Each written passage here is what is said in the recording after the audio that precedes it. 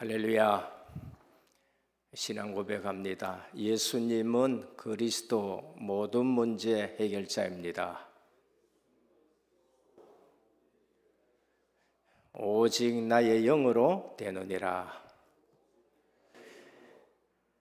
오늘 또 주님이 주시는 말씀으로 위로받으시고 또 교회가 든든히 서는 중요한 중직자분 되시기를 주님 이름으로 축원드립니다. 좋은 교회가 있습니다. 사도가 가르치시고 사도가 세우시고 정말로 귀한 교회입니다. 그러나 거기서도 실제적으로 은혜를 받지 못하고 그러면서 또 해방하시는 분들도 있습니다. 그런데 또 좋은 교회를 하나님이 또 맡기셨습니다.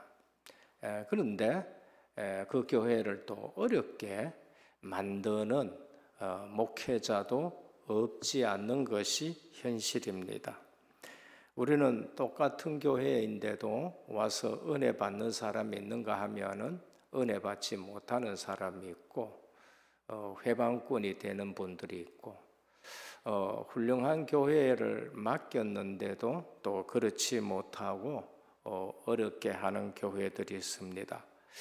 하나님이 좋은 은사를 주셨는데 목회자든지 아니면은 성도든지 간에 좋은 은사를 주셨는데 그 은사를 복음에 유익하고 교회의 덕을 세우고 하나님 앞에 영광 돌리지 못하는 일들도 없지 않습니다.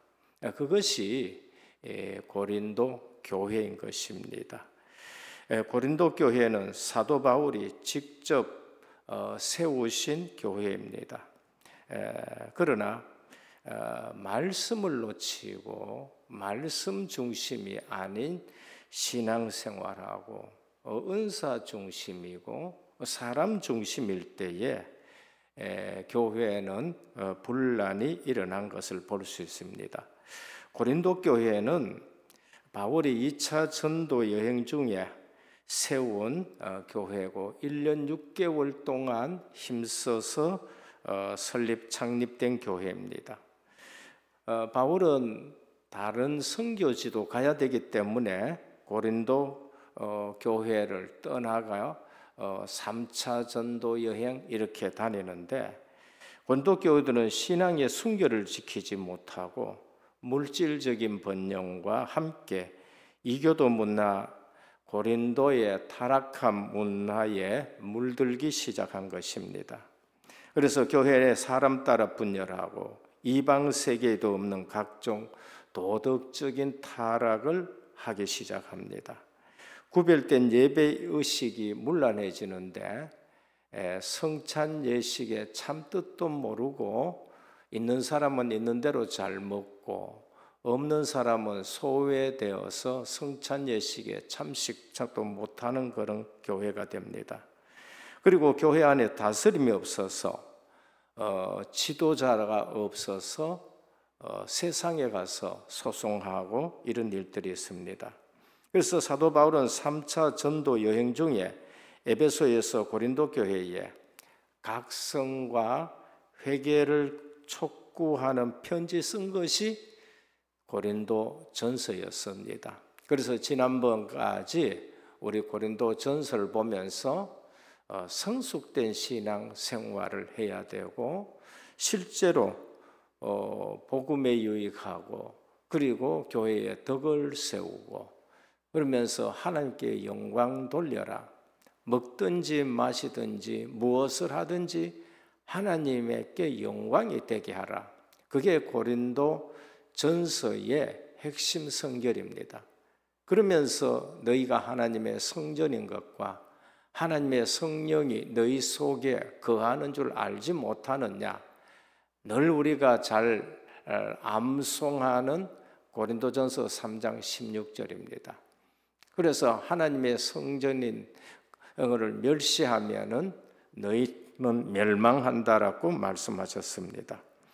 그래서 고린도전서 발송을 했는데 사도 바울의 예상과는 달리 그 편지 받고 상황이 더 악화되었습니다.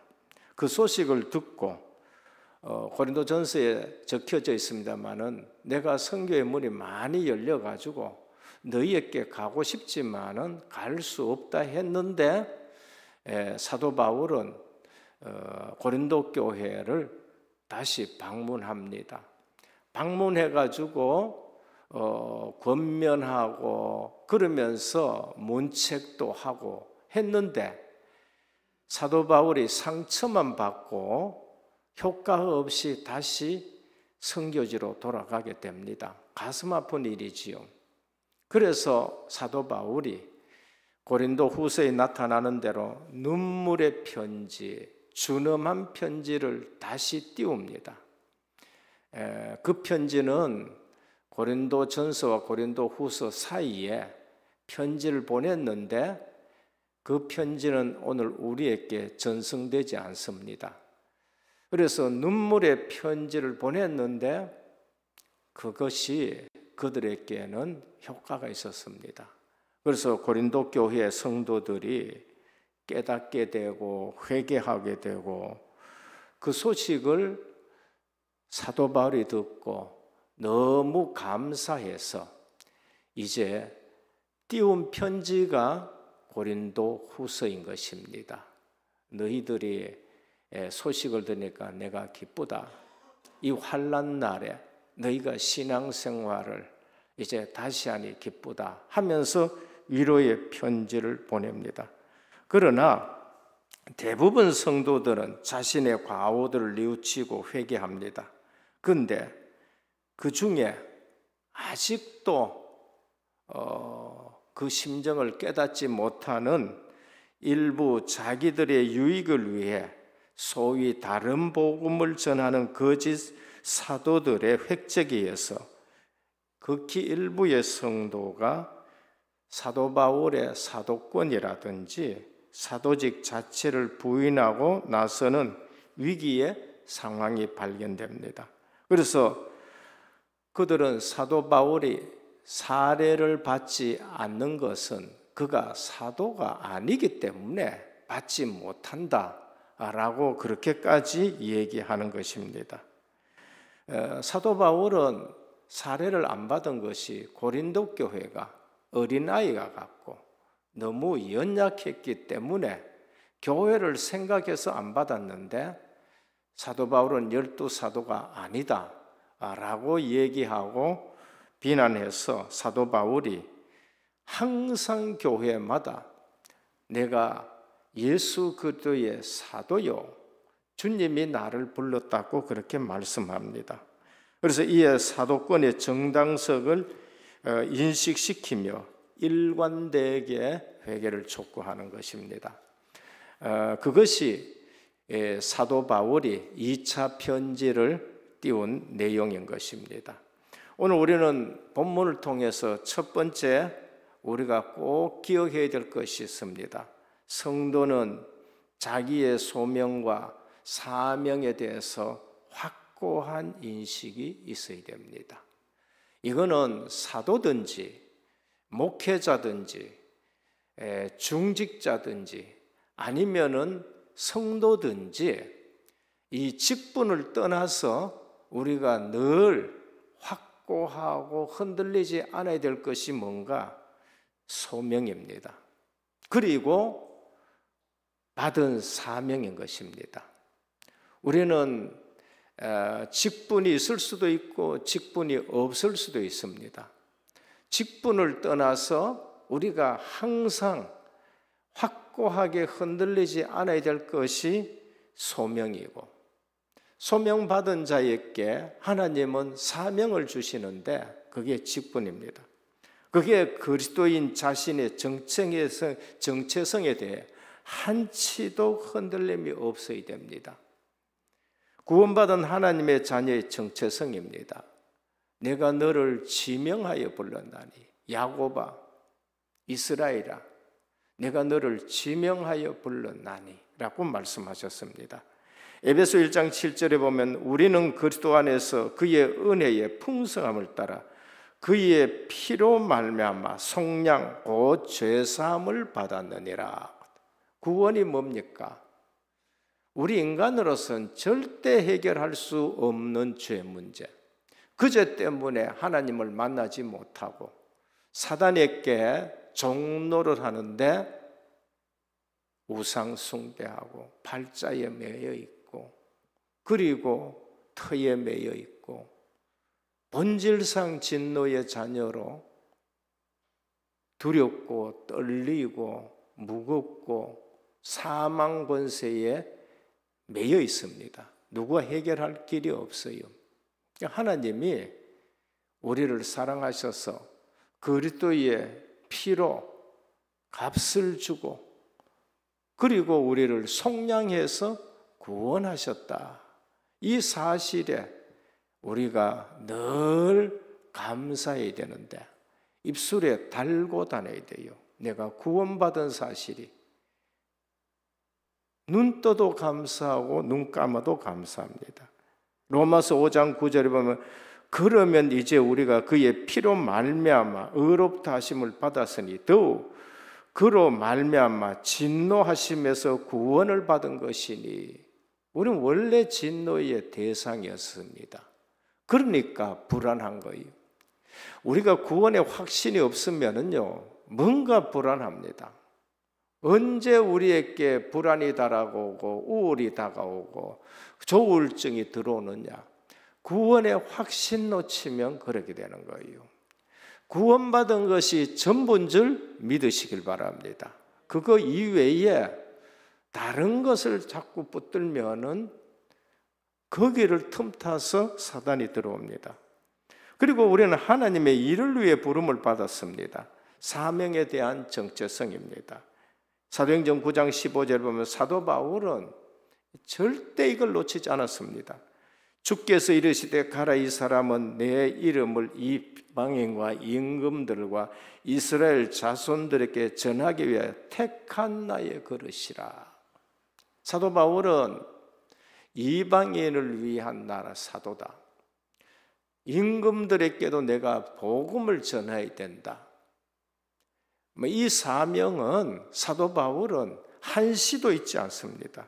1절 그래서 하나님의 뜻을 따라 그리스도 예수의 사도된 바울은 항상 딸을 따라 종도 나옵니다. 그거는 이 사명 감당하는 일에서 나는 종과 같이 하라 끄면 하는 것이고 하지 마라 하면 하지 마는 것이고 생을 걸어놓고 내 생명이 내 것이 아니다는 사실을 가지고 그렇게 사명을 감당하는 것입니다. 이것뿐만이 아니라 모든 서신서 전체에 서신을 띄울 때마다 뭐라 그러냐? 예수 그리스도의 종 바울은 사도로 부르심을 받아. 항상 종과 사도는 두 가지 다 사용합니다.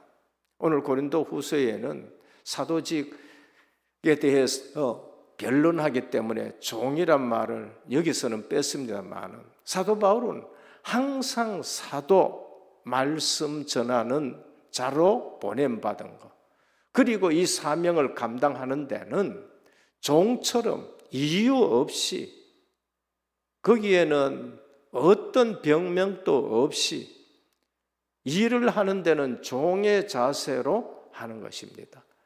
오늘 모든 중직자분들 담임 목사로부터 모든 중직자분들 말씀을 들고 설 때는 사도로서 주의 일을 하는 데는 종으로서 이유 없이 그런 자세로 서기를 축원합니다. 그게 진정한 중직자인 것입니다.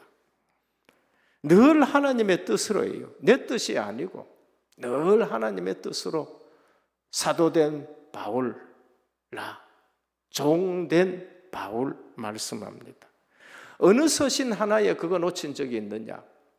오늘 우리는 어느 자리에 가든지 누구를 만나든지 늘 하나님의 뜻으로 말미암아 장로된 나는 목사된 나는, 중직자된 나는, 구원받은 나는 일치하기를 주님으로 축원합니다. 하나님의 일에 대한 자세입니다. 사도행전 20장 24절입니다. 내가 달려갈 길과 주 예수께 받은 사명, 곧 하나님의 은혜의 복음을 증거하는 일을 마치려 하면은 나의 생명조차 조금도 귀한 것으로 여기지 아니하노라. 고린도전서 9장 16절에 내가 복음을 전할지라도 자랑할 것이 없음 내가 부득불 할림이라. 만일 복음을 전하지 않으면 내게 화가 있을 것입니다. 종은 시키는데 안 했다, 그건 화가 있는 거예요. 종은 이유가 없는 사람입니다. 다른 것을 다 하면서도 하나님 일하는 데에는 시간이 없고 돈이 없고 딴 거는 다 합니다. 다른 거는 다 하는데 선교 헌금하는 데는 돈이 없고 교회 건축하는 데는 돈이 없고 아이들 학교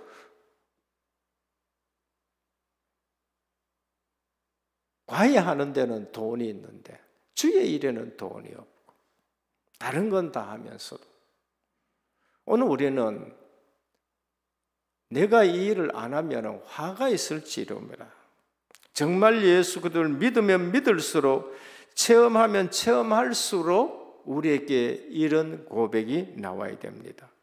사명과 능력과 활동 면에서는 초대교회 시대의 사도와 동일하게 우리는 해야 될 의무도 있고 권리도 주셨습니다. 세상 끝날까지 내가 너희와 항상 함께 있으리라. 어느 시대나 하나님은 직접 부르시고 세상 현장으로 보내십니다. 예수께서 이르시되 너희에게 평강이 있을 때다. 아버지께서 나를 보내신 것 같이 나도 너희를 보내니라. 요한복음 20장 21절입니다. 아버지와 아들과 성령의 이름으로 세례를 주고 내가 너희에게 분부한 모든 것을 가르쳐 지키게 하라. 제 생산입니다. 볼지어다 세상 끝날까지 너희와 항상 함께 있으리라. 오늘 또 주님은 우리와 함께 계십니다. 그거를 체험하셔야 돼요. 믿을수록 그거에 체험되어야 됩니다.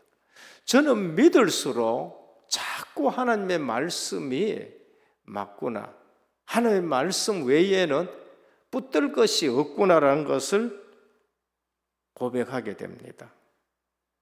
오늘 또 사도들처럼 세상에 대해 담대하시기를 축원합니다. 이사야 41장 10절입니다. 두려움 말라. 내가 너희와 함께 함이니라. 놀라지 말라. 나는 내 하나님이 됨이니라. 내가 너를 굳세게 하리라. 참으로 너를 도와주리라. 나의 의로운 손으로 너를 붙들리라. 누구를요? 주의 일을 하는 사람들에게 주님이 붙드십니다. 그래서 본질적으로 모든 성도들과 초대교회 사도들 사이에는 그 종려성과 사역에 있어서는 차등이 있을 수가 없어요. 오늘 또 우리가 하는 일에 사도들과 차이가 있을 수가 없는 것입니다. 그래서 목사 직분을 주셨고 장로 직분을 주셨고 중직자 직분을 주셨는데 정말로 귀하게 여기를 축원합니다. 이 명예직이 아니에요. 명예스럽습니다. 저는 목사직을 정말로 명예스럽게 생각합니다. 귀하게 생각합니다. 그러나 명예로서 끝나가 되는 게 아니에요. 그래서 오늘 또 은혜교회의 모든 성도님들, 중직자분들 늘 뭐를 하든지 간에 정체성 갖기를 축원합니다. 둘째는 그리스도 안에는 고난도 유익이 된다. 혹여 예수 믿는데 고난이 있습니까? 어려움이 있습니까? 우리는 그것이 유익이라는 걸 아셔야 돼요. 너무 어려워서 교회에 왔다. 근데 예수 그리스도를 만났다. 그 고난이 축복입니까? 저주입니까? 축복 중에 축복인 것입니다. 그 고난이 아니면 내가 예수 안 믿을 그 고집, 그 원죄의 죄성, 그거 아니면은 예수 안 믿기 때문에 그걸로 무릎 꿇게 하는 거예요. 그러니까 우리가 문제가 오고 고난이 오고 그러면은 제대로 빨리 아셔야 돼요. 고난 때문에 초대교회는 제자들만 왔고 이상한 사람들은 안 오게 됐다. 그게 축복이에요. 어려움이에요. 축복이지요. 그리스도인에게는 고난이 하나님을 더욱 잘 알게 하고 가까워지게 하는 것입니다. 신앙이 없는 분들은 어려움이 오면 어디로 가요? 점치러 가요. 그게 저주예요. 근데 신앙이 있고 주님이 택한 사람은 문제 터지면은 주님께로 와요. 주님께 와서 내가 제대로 신앙생활 하려 했는데 어려움이 있다. 예수 믿는데 왜 이러냐? 그게 아직도 젖먹이 신앙인 거예요. 그리스도인에게 오는 고난은 하나님만 의롭게 하라는 유익이 있는 줄 믿으셔야 됩니다. 그게 8절에서 9절입니다. 오늘 8절에서 9절에 뭐라고 합니다. 형제들아, 우리가 아시아에서 당한 환난을 너희가 모르기를 원하지 아니하노니 힘에 겹도록 심한 고난을 당해 살 소망이 끊어졌다. 그게 어디예요? 그게 데살로니가서하고 그게 고린도 지역입니다. 에베소 지역에서 일어난 그 사도행전에 지금 나오는 얘기입니다. 우리는 우리 자신이 사형 선고를 받은 줄 알았지만 이는 우리로 자기를 의지하지 말고 오직 죽은 자를 다시 살리신 하나님만 의지하게 하려 함이라. 그래요. 고난을 통해서 우리에게 오는 유익이 뭐예요? 하나님만 의지하게 하려는 것이는구나. 그래야 진정한 사역자가 되는 겁니다. 로마서 5장 3절에 8절에 다만 이뿐 아니라 우리가 환난 중에서도 즐거워하나니 환난은 인내를, 인내는 연단은 소망을 이루는 줄 알미라. 소망이 우리를 부끄럽게 하지 아니함은 우리에게 주신 성령으로 말미암아 하나님의 사랑이 우리 마음에 부은 바 됨이니. 오늘 환난이나 고난이 우리를 더 연단하고 그 연단을 통해서 하나님이 주시는 소망만 의지하게 하려면 돼. 그거 아니면 세상 붙들고 우리의 신앙이 흔들리는 신앙이 되고, 그래서 그 어려움과 고난을 통해 가지고 우리 주님만 의지하게 되는 것입니다. 고난은 우리로 육체를 따라 살지 않게 합니다. 자기를 의지하지 않고 참된 능력과 구원을 베푸시는 하나님만 의지하게 하는 것입니다. 어떤 고난 속에서도 하나님의 함께 하심과 보호하심으로 위로를 받으시고, 불신자가 봤었을 때에 예수 믿으면은 저렇게 하나님이 지켜주시는다는 것을 알게 하셔야 됩니다. 그러므로 정말 신실한 성도와 믿음의 사람들은 하나님만 의지합니다. 그리고 고난은 주의 위로를 더 확실하게 체험하는 유익이 있어요. 주님의 위로를 확실하게 체험합니다.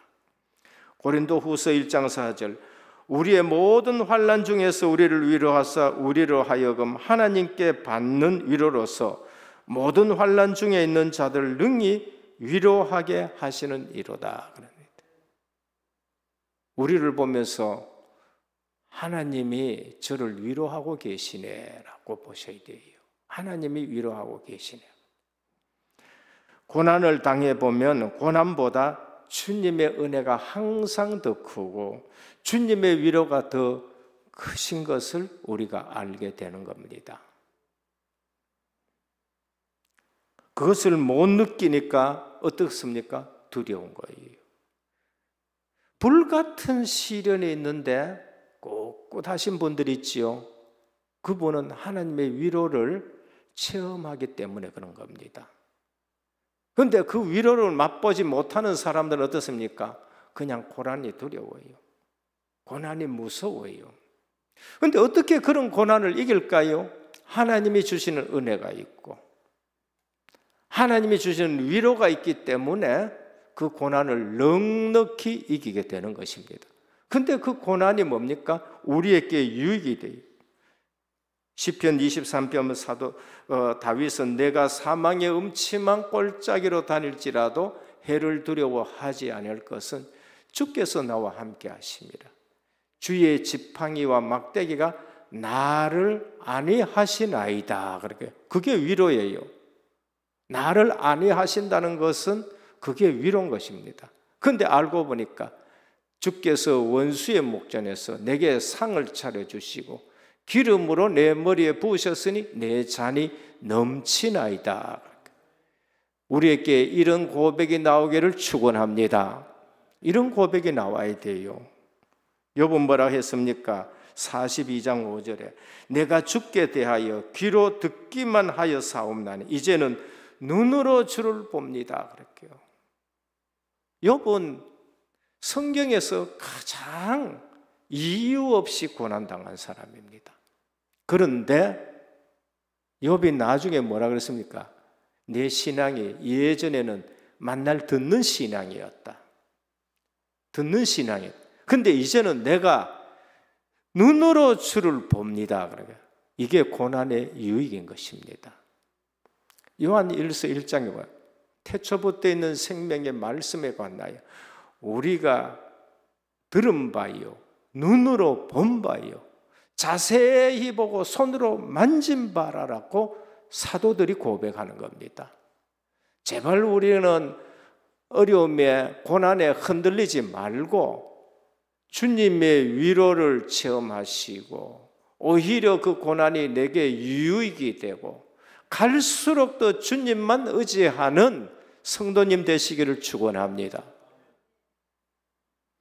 그리스도 안에 오는 고난은 기도하게 하는 유익이 있습니다.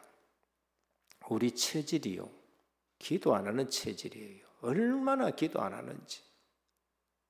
요 근래에 우리 교회가 그래도 저녁에도 나와서 기도하고 뭐 많지는 않지만 또 새벽에 나와서도 또 기도하고 특별히 장로님들이 요즘 그래도 조금 앞장서서 또 기도하고 많지는 않지만은 등불을 켠다는 데 대해서 너무 감사합니다. 우리는 우리만큼 기도하는 얘기하는 데 없어요. 그런데 우리만큼 또 기도 안 하는데도 제가 없는 걸로 생각합니다. 야고보서 5장 13절입니다. 너희 중에 고난은 당한 자가 있느냐? 저는 기도할 것이요. 고난은 우리에게 기도하게 하는 유익이 있습니다. 사실 많은 성도님들이 삶이 평탄하고 집안에 문제가 없으면 기도 생활을 게을리하게 됩니다. 그게 우리 체질이에요. 그래서 고난을 통해서 우리에게는 기도하게 하는 유익이 있습니다. 하나님을 안 찾습니다. 뭐가 그리 바쁜지, 뭐가 그리 좋은지 하나님과의 관계가 잘 안 돼요. 그러니까 하나님의 기도하게 할 수밖에 없는 겁니다. 예레미야 29장 11절에 13절입니다. 하나님을 전심으로 찾는 자를 만나주기를 원하십니다. 여호와의 말씀이냐 너희를 향한 나의 생각을 내가 아나니 평안이요 재앙이 아니라 너희에게 미래와 희망을 주는 것이라. 너희가 내게 부르짖으면 내가 와서 기도하면 내가 너희들의 기도를 들을 것이요 너희가 온 마음으로 나를 구하면 나를 찾을 것이요 나를 만나리라 그랬습니다. 오늘 기도 가운데 주님을 만나는 누리는 유익 있기를 축원합니다. 우리가 고난은 기도하게 하는 유익이 있는 것입니다. 그래서 기도로서 하나님께 나아가 하나님의 능력을 힘있기를 바랍니다. 고난을 통해 깨달음을 주실 때만 기도하기보다가 늘 평상시에 기도하면서 때로 오는 고난이 아무것도 아니라는 것을 능히 넘어설 수 있는 분들이 되어야 돼요. 늘 운동하시는 분은요, 고개를 넘어가야 될 일이 있고, 그리고 힘든 산에 올라가야 될 일이 있으면 그분에게는 그게 산이 힘들지를 않아요. 늘 운동하시는 분은. 근데 늘 운동 안 하시는 분은 위에 소풍 간다, 여행 간다, 조금만 높은 산에 올라가다 막 헉헉거리잖아요. 늘 기도하는 사람은 시험이 와도 그게 시험거리가 아니에요. 오히려 누리게 되는 겁니다. 마지막 세 번째, 중보적 기도가 필요한 현장입니다. 선교 현장은 사도 바울처럼 이런 고난이 많은 현장입니다. 우리에게도 이 말씀이 위로가 되고 답이 되고 해야 되겠지만은 사도 바울은 지금 선교 현장에 엄청난 어려움과 환난과 고난이 있는 겁니다. 그러면 우리는 중보적 기도가 필요한 현장입니다. 11절입니다. 너희도 우리를 위하여 간구함으로 도우라. 우리가 많은 사람의 기도로 얻은 은사를 인하여 많은 사람도 우리를 위하여 감사하게 하려 합니다. 뭐라고요? 선교 현장에는 중보적 기도가 필요하다는 것을 말씀합니다. 전도와 선교 현장은 고난이 많은 현장이에요. 환난이 많은 현장입니다. 저는 선교 현장 가보면 머리가 숙여져요. 어떻게 이런 현장에서 선교를 하고 계시는가? 부족한 것이 한두 가지가 아닙니다. 요즘은 저는 그렇습니다.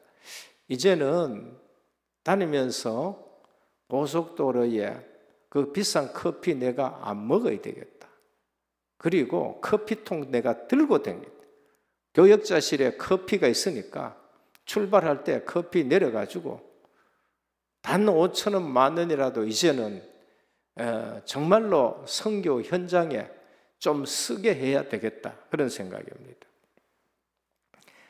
하나님의 역사와 위로를 가장 많이 체험할 수 있는 현장이 또 선교 현장입니다. 어렵다. 선교 현장에 한번 가보십시오. 내가 지금 어렵다 하는 말이 쑥 들어갑니다. 정말로 선교를 위해서 살아가고 정말로 전도를 위해서 살아간다. 지금 내가 당하는 고난이라든지 어려움이라든지 이거는 입을 뗄 수가 없습니다. 저는 100몇 년 전에 오직 정말 하나님의 은혜로 그 가정에 엄청 어려움을 겪다가 예수 믿은 문중경 전도사님의 그 전도 현장을 한번 가봤었습니다. 그거 가보고 오면서 저는 다른 말을 할 수가 없어요. 딴 말은 입 밖에 낼 수 없을 정도예요. 우리가 지금 얘기하는 것은 이거는 사치에 불과하다. 사치. 언제 우리 중직자분들하고 한번 같이 갔으면 좋겠어요. 선교 현장에는 하나님의 역사와 위로를 가장 체험할 수 있고 현장에는 중보 기도가 이처럼 필요하다는 것을 보게 됩니다. 실제 몸소 전도해 보시길 바라고요. 실제 현장에 한번 가보시길 바라고, 못 가시면은 우리가 기도로 동력해야 되고 선교 헌금으로 동참해서 동력자가 되셔야 되는 겁니다. 중보적 기도가 절실히 필요한 것이 전도 현장이고 선교 현장입니다. 우리가 전도해서 한 생명 키워보면은 우리가 선교 현장에 가서 선교하는 것을 한번 보면은 우리가 얼마나 사치스러운 신앙생활을 하고 있는지 알게 되고, 교회에서 필요 없는 말들을 너무 많이 하고 있다는 것을 우리가 알게 됩니다. 그래서 새롭게 하소서라는 아침마당이 있습니다. 거기에는 진짜 예수 그리스도를 만나고 나서 내가 새롭게 된 것을 많이 얘기하는데, 중보적 기도가 얼마나 중요하냐. 우리가 여기서 기도하면은 실제 선교 현장에서 어떤 일이 일어나는가, 우리가 여기서 기도하면은 전도 현장에서 어떤 일이 일어나는가 너무나도 생생하게 우리에게 말씀합니다. 그러니까 선교 현장 가봐야 돼요. 그러니까 진짜 전도 현장에 가보고 일어나는 일들을 우리가 알아야 돼요. 어떤 무속인의 아들이 어느 날 예수 믿어버렸습니다. 집안에 뭐 난리 났죠. 그 집에 있을 수도 없고 쫓겨나고. 근데 하나님의 은혜를 주셔가지고 목회자가 되는데 무속인 어머니가 예수 믿게 되고, 그래서 이분이 저 김천 직지사 밑에, 불도 세겠지요, 거기서 목회를 하는데, 그러니까 너무 힘든다는 거예요.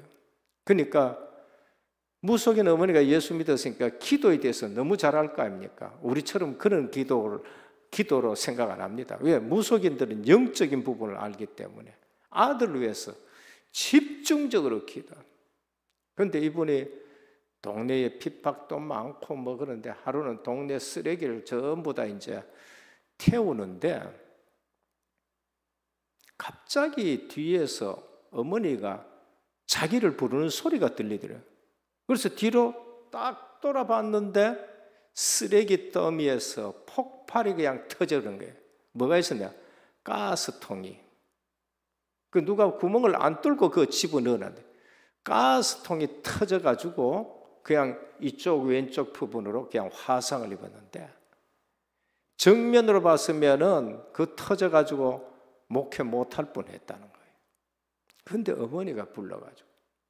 근데 어머니가 거기 있었냐? 없었어요. 없었습니다. 어머니는 다른 데 계시고, 그 어머니는 그 기도하는 시간이었다고. 우리가 중보적 기도가 얼마나 중요하냐라는 것을 알게 됩니다. 우리는 자녀들이 해외에 가 있고, 선교사가 해외에 가 있고, 군에 가 있고, 그리고 직장에 가 있고, 중보적 기도가.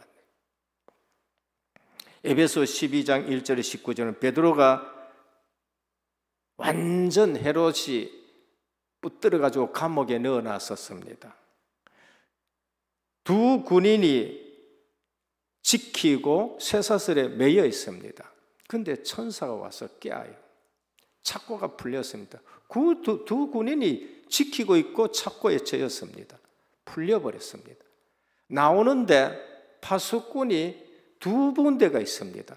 두 군데 있는데 천사가 그것을 그냥 지나가게 하십니다. 나와가지고 이게 꿈인지 생신지인데 진짜인 거예요. 찾아갔습니다. 어디에? 마가다락방에. 마가다락방에서 그거 뭐 하고 있었습니까? 베드로가 붙들려 갔는데 거기서 전부 기도하고 있는 겁니다. 두드리니까 깜짝 놀라지요. 중보적 기도가 이렇게 중요한 겁니다. 우리는 기도하지 아니하고 내 힘으로 하려고 그래요. 계시록 8장 3절에서 5절입니다. 또 다른 천사가 와서 제단 곁에 서서 금향료를 가지고 많은 향을 받았으니 이 모든 성도의 기도와 합하여 보호자 앞 금제단에 드리고자 함이라. 우리의 기도가 어디로 올라가요? 보호자로 올라가는 겁니다. 이 기도가 올라가니까 어떤 일이 났냐?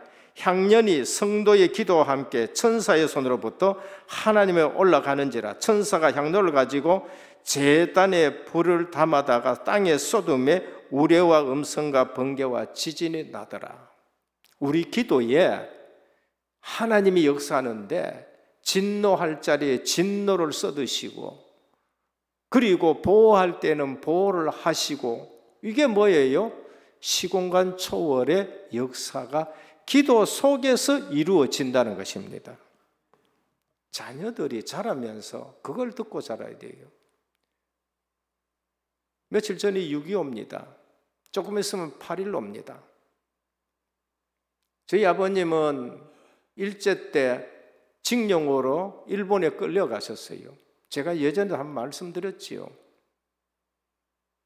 불신자가 봐도 익동아, 너는 하나님이 보호하시는구나. 다 죽는 데서 그냥 끄잡아내. 한두 번이 아니니까 불신자가 보고 너는 진짜 하나님이 보호하시는구나. 6.25 때는 저희 적은 아버님이 참전했었습니다. 총알 맞아가지고 피 안 닿고 피해 갔는데 인민군 만나버려. 위에 포개도에 성경이 들어가 있대. 이제는 죽었구나. 인민군 만났으니까. 예수 믿어 가있기는. 이제 뭐 죽어도 예수 믿는다고 고백하고 죽어야 되지. 내가 어떻게 하냐.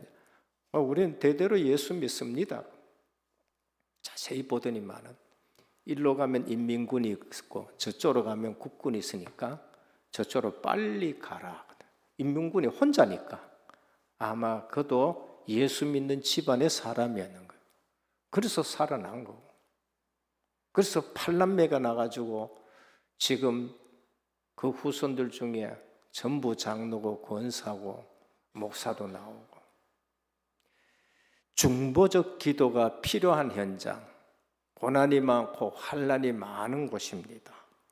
오늘 또 선교 현장과 선교사, 전도 현장과 사역자, 흩어져 있는 렘넌트, 해외 지교회, WRC 중남미 전도 집회 12월 달에 오늘 우리는 고린도 후서를 보면서 고난과 환난에 주님의 위로를 받으시고 오히려 그것이 우리에게 유익이 되고 우리가 어떤 사람인가를 알고 기도 속에서 주님이 함께 하시고 보호하시고 주의 교회를 든든히 세워가는 일에 쓰임받는 파수꾼들 되시기를 주님의 이름으로 축원합니다. 주님 감사합니다. 참 그리스도인은 고난도 유익이다고 말씀하셨습니다.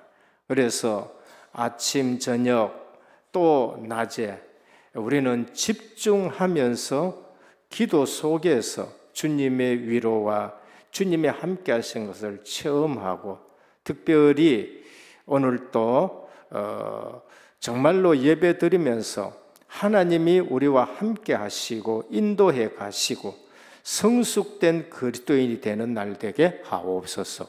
예수 그리스도 이름으로 기도드립니다. 아멘.